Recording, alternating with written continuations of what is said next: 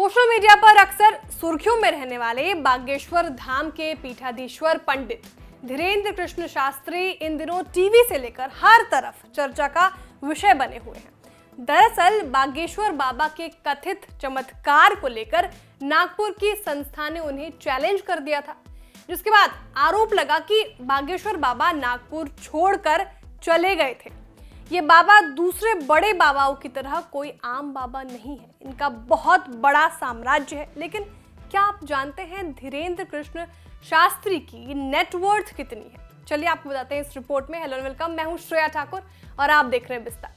नागपुर की अंधश्रद्धा उन्मूलन समिति के प्रमुख श्याम मानव ने बागेश्वर बाबा को चैलेंज किया था कि वो अपने चमत्कार को हमारे सामने सार्वजनिक रूप से प्रमाणित करें, नहीं तो उनके खिलाफ एफआईआर कराई जाएगी। इसके बाद से बवाल मचा हुआ है। तमाम लोग बागेश्वर सरकार के विरोध और समर्थन में बयान दे रहे हैं। खुद बाबा भी चुनौती देने वालों पर तंज कस रहे हैं। इसी वजह से बाबा इन दिनों चर्चा में है।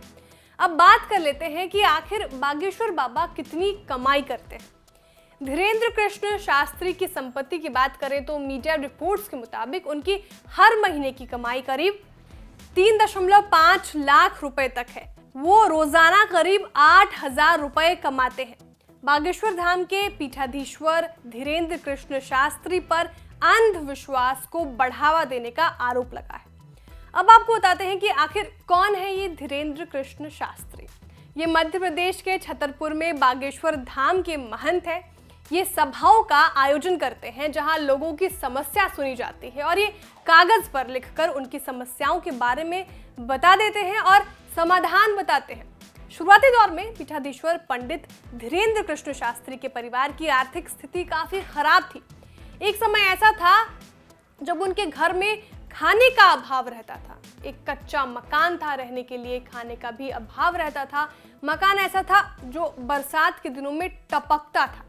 धीरेन्द्र कृष्ण शास्त्री का जन्म 4 जुलाई 1996 को मध्य प्रदेश के छतरपुर के पास स्थित गड़ागंज ग्राम में हुआ था। इनका पूरा परिवार उसी गड़ागंज में रहता है जहां पर प्राचीन बागेश्वर धाम का मंदिर स्थित है। इनका पैतृक घर भी यहीं पर है। उनके दादा पंडित भगवान दास गर्ग सेतुलाल भी यहाँ रहते थे। धीरेन्द्र शास्त्री का दावा है कि वे लोगों के मन की बात पढ़ लेते हैं। कोई भक्त अपनी समस्या लेकर उनके पास आता है तो वो पहले ही उसे कागज पर लिख लेते हैं और उसका समाधान भी बता देते हैं। बागेश्वर धाम की सरकार का कहना है कि ये ध्यान विधि का नतीजा है जो सनातन धर्म की सदियों पुरानी परंपरा है। आभासी शक्ति के जरिए वे भक्त की समस्या जानकर उसे कागज पर लिख लेते हैं। हनुमान जी की कृपा से वो सही हो जाता है। हनुमान जी की गदा की तरह दिखने वाला ये मुकद्दर हमेशा बागेश्वर महाराज के साथ रहता है। उनका कहना है कि इसी मुकद्दर से उन्हें शक्तियां मिलती है। आपको हमारी जानकारी कैसी लगी कमेंट करके जरूर बताएं। वीडियो को लाइक और शेयर करना ना भूलें। साथ ही जो हमारे नए व्यूअर्स हैं वो भी चैनल को सब्सक्राइब करना ना भूलें।